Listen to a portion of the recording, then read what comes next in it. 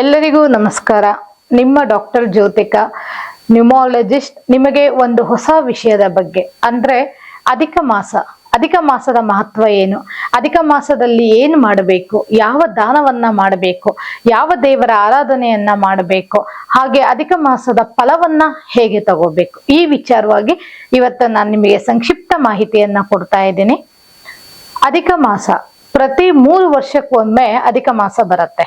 ಹಾಗೆ ಈ 2026ನೇ ಸಾಲಿನಲ್ಲಿ ಮೇ 16ಕ್ಕೆ ಅಧಿಕ ಮಾಸ ಪ್ರಾರಂಭವಾಗಿ ಜೂನ್ 15ಕ್ಕೆ ಮುಕ್ತಾಯ ಆಗ್ತಾ ಇದೆ. ಈ ಅಧಿಕ ಮಾಸದಲ್ಲಿ ಏನಪ್ಪಾ ಅಂದ್ರೆ 33 ಕೋಟಿಗಳ ದೇವತೆಗಳ ಆರಾಧನೆಯನ್ನ ನಾವು ಮಾಡಬೇಕು. 33 ಕೋಟಿ ದೇವತೆಗಳ ಆರಾಧನೆಯನ್ನ ಮಾಡಬೇಕು. ಹೇಗೆ ಮಾಡಬೇಕು, ಯಾವ ದೇವರಿಗೆ ನಾವು ನಡ್ಕೋಬೇಕು, ಯಾವ ದೇವರು, ಶ್ರೀಕೃಷ್ಣನನ್ನ, ವಿಷ್ಣುವಿನ ಅವತಾರ ಆಗಿರ್ತಕ್ಕಂಥ ಶ್ರೀಕೃಷ್ಣನ ಆರಾಧನೆಯನ್ನ ಮಾಡೋದ್ರಿಂದ, ಹಾಗೆ ಈ ಒಂದು ಅಧಿಕ ಮಾಸದಲ್ಲಿ ನಾವು ದಾನವನ್ನ ಮಾಡೋದು, ಏನನ್ನ ದಾನವನ್ನ ಮಾಡಬೇಕು, 33 ರೂಪಾಯಿಗಳಾಗಿರ್ಬೋದು ಅಥವಾ 33 ಅನ್ನೋ ಒಂದು ಸಂಖ್ಯೆ ಏನಕ್ಕಪ್ಪ ಅಂದ್ರೆ 33 ಮುಕ್ಕೋಟಿ ದೇವತೆಗಳ ಅನುಗ್ರಹ ಇರೋದ್ರಿಂದ 33 ಅನ್ನೋ ಸಂಖ್ಯೆಯಲ್ಲಿ ಏನು ದಾನ ಮಾಡಿದರೂ ಕೂಡ ನಮಗೆ ಸಂಪೂರ್ಣ ಅಖಂಡ ಫಲಪ್ರಾಪ್ತಿ ಆಗತ್ತೆ. ಶ್ರೀಕೃಷ್ಣ, ವಿಷ್ಣುವಿನ ಅವತಾರವಾಗಿರ್ತಕ್ಕಂಥ ಶ್ರೀಕೃಷ್ಣನ ದರ್ಶನವನ್ನ ಮಾಡುವಂತದ್ದಾಗಿರ್ಲಿ, ಹಾಗೆ ಶ್ರೀಕೃಷ್ಣನಿಗೆ ಇಷ್ಟವಾದ ಬೆಣ್ಣೆಯನ್ನ ನಾವು ದಾನ ಮಾಡೋದು, ನೈವೇದ್ಯವನ್ನ ಮಾಡುವಂಥದ್ದು, ಹಾಗೆ 33 ತುಪ್ಪದ ದೀಪವನ್ನ ದಾನ ಮಾಡುವಂಥದ್ದು, ಹಾಗೆ ತೀರ್ಥಕ್ಷೇತ್ರಗಳಲ್ಲಿ ಮಾಡುವಂತಹ ಸ್ನಾನ, ಪುಣ್ಯದ ಸ್ನಾನ, ತೀರ್ಥಕ್ಷೇತ್ರಗಳಿಗೆ ಹೋಗಿ ನಾವು ಸ್ನಾನವನ್ನ ಮಾಡಿ ಪೂಜೆಯನ್ನ ಶುರು ಮಾಡುವಂತ ಈ ರೀತಿಯಲ್ಲಿ ಹಲವಾರು ಕ್ರಮಗಳನ್ನ ನಾವು ಅಳವಡಿಸ್ಕೊಳ್ಳೋದ್ರಿಂದ ಅಧಿಕ ಮಾಸದ ಪೂರ್ತಿ ಪುಣ್ಯದ ಫಲ ನಮಗೆ ಸಿಗುತ್ತೆ. ಹಾಗೆ ಈ ಅಧಿಕ ಮಾಸದಲ್ಲಿ ನೀವು ಎಷ್ಟು ದೇವಿ ಆರಾಧನೆಯನ್ನ ಮಾಡ್ತೀರಾ, ಹಾಗೆ ಕೃಷ್ಣನ ಆರಾಧನೆಯನ್ನ ಮಾಡ್ತೀರಾ, ಮನೆಯಲ್ಲಿ ಶಾಂತಿ, ನೆಮ್ಮದಿ, ಅಖಂಡ ಐಶ್ವರ್ಯವೂ ಕೂಡ ಪ್ರಾಪ್ತಿಯಾಗತ್ತೆ.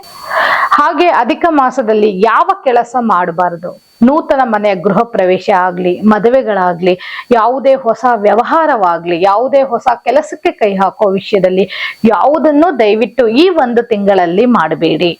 ಏನೇ ಮಾಡೋದಿದ್ರು ಕೂಡ ಅಧಿಕವನ್ನ ಮುಗಿಸಿದ ಮೇಲೆ ನೀವು ಪ್ರಾರಂಭ ಮಾಡಿ, ಖಂಡಿತವಾಗ್ಲೂ ನಿಮ್ಗೆ ಒಳ್ಳೇದಾಗತ್ತೆ. ಈ ಅಧಿಕ ಮಾಸದಲ್ಲಿ ನಾವು ಮಾಡ್ಬೇಕಾಗಿರೋದೇನು ಅಂದ್ರೆ ವಿಷ್ಣುವಿನ ದೇವಾಲಯಗಳಾಗಿರ್ಬೋದು, ತಿರುಪತಿ ಆಗಿರ್ಬೋದು ಅಥವಾ ಲಕ್ಷ್ಮೀ ನರಸಿಂಹ ಆಗಿರ್ಬೋದು, ಎಲ್ಲಾ ವಿಷ್ಣು ದೇವಸ್ಥಾನಗಳಿಗೆ ಹೋಗಿ ಭೇಟಿಯನ್ನ ಮಾಡಿ ದೇವರ ಒಂದು ಅನುಗ್ರಹಕ್ಕೆ ಪಾತ್ರ ಆಗೋದು. ಹಾಗೇನೆ 33 ತುಪ್ಪದ ದೀಪಗಳನ್ನ ದಾನ ಮಾಡುವಂತದ್ದು. ಇದನ್ನ ಮಾಡಿದಾಗ ಸಂಪೂರ್ಣ ವಿಷ್ಣುವಿನ ಕೃಪೆ ನಿಮ್ಮ ಮೇಲೆ ಆಗತ್ತೆ.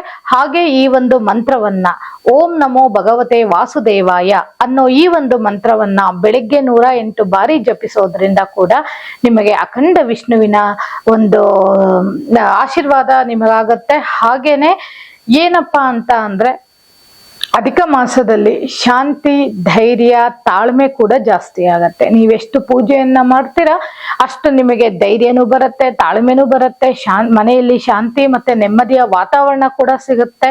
ಹಾಗೇನೆ ಸಂಪೂರ್ಣವಾಗಿ ನೀವು ಅಂದುಕೊಂಡಿದ್ದು ಏನನ್ನ ಅಂದುಕೋತೀರಿ ಅದು ಕಾರ್ಯ ಸಾಧನೆ ಕೂಡ ಆಗತ್ತೆ. ನಾವು ಹೇಳಿರುವ ಈ ವಿಧಿ ವಿಧಾನಗಳನ್ನ ಅಧಿಕ ಮಾಸದಲ್ಲಿ ನೀವು ಒಂದು ಪಾಲನೆ ಮಾಡಿದಾಗ, ಹಾಗೇನೆ ಬೆಳಗ್ಗೆ ಎದ್ದಾಗ ವಿಷ್ಣು ಸಹಸ್ರನಾಮವನ್ನ ಜಪಿಸುವಂಥದ್ದು, ವಿಷ್ಣು ಸಹಸ್ರನಾಮವನ್ನ ಕೇಳುವಂಥದ್ದು, ವಿಷ್ಣು ಸಹಸ್ರನಾಮವನ್ನ ಪಾರಾಯಣ ಮಾಡುವಂಥದ್ದು, ಹಾಗೆ ಬೆಳಿಗ್ಗೆ ಬ್ರಾಹ್ಮಿ ಮುಹೂರ್ತದಲ್ಲಿ ಕನಕದಾರ ಸ್ತೋತ್ರವನ್ನ ಕೇಳುವಂಥದ್ದು, ಹಾಗೆ ಸಂಜೆ ಗೋಧೂಳಿ ಲಗ್ನದಲ್ಲೂ ಕನಕದಾರ ಸ್ತೋತ್ರವನ್ನ ಕೇಳುವಂಥದ್ದು. ಇಂಥ ಒಂದು ಪಠಣಗಳನ್ನ ಕೇಳುವಾಗ ನಿಮಗೆ ಮನಸ್ಸಿಗೆ ಶಾಂತಿಯೂ ಲಭಿಸುತ್ತೆ, ಮನೆಯಲ್ಲಿ ಐಶ್ವರ್ಯವೂ ಪ್ರಾಪ್ತಿಯಾಗತ್ತೆ. ಮತ್ತಷ್ಟು ಸುದ್ದಿಗಳಿಗಾಗಿ ನೋಡ್ತಾ ಇರಿ ಪಬ್ಲಿಕ್ ನ್ಯೂಸ್ 24x7. ಇದು ಸತ್ಯದ ಧ್ವನಿ.